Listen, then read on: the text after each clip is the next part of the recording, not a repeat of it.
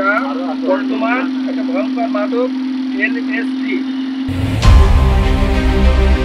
যাত্রীবাহী বাস থেকে কোটি টাকার ভারতীয় এলএসডি মাদক জব্দ করেছে বর্ডার গার্ড বাংলাদেশ ৪৭ ব্যাটালিয়ন। কুষ্টিয়ার গোবিন্দপুর হাইওয়ে রোড এলাকায় এই মাদক জব্দ করা হয়। জব্দকৃত মাদকের আনুমানিক বাজার মূল্য প্রায় ১০,৪০,০০,০০০ টাকারও বেশি।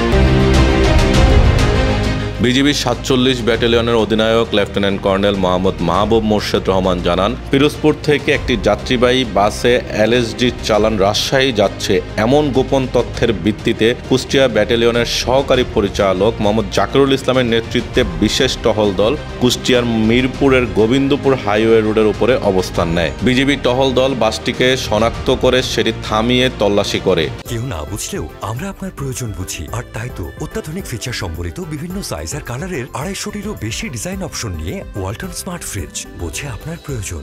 এই সময় ৫০ ml এর ২০ বোতল ভারতীয় এলএসডি পাওয়া যায়। এর আনুমানিক বাজার মূল্য প্রায় ১০,৪০,০০,০০০ টাকারও বেশি। একটা ভয়ঙ্কর মাদক আরো আছে, যা বর্তমান একটা ভয়ঙ্কর মাদক এলএসডি। তবে এই বিপুল অঙ্কের মাদক জব্দের ঘটনায় কাউকে আটক করা হয়েছে কিনা সে বিষয়ে নিশ্চিত করেননি। ব্যাটালিয়নের অধিনায়ক আরও জানান, উদ্ধারকৃত এলএসডির বিষয়ে বিধি অনুযায়ী আইনানুগ ব্যবস্থা গ্রহণ করা হয়েছে। কুষ্টিয়া মিরপুর সংবাদদাতা হুমায়ুন কবির হিমুর পাঠানো তথ্যচিত্রে তানভীর আহমদ, ইত্তেফাক।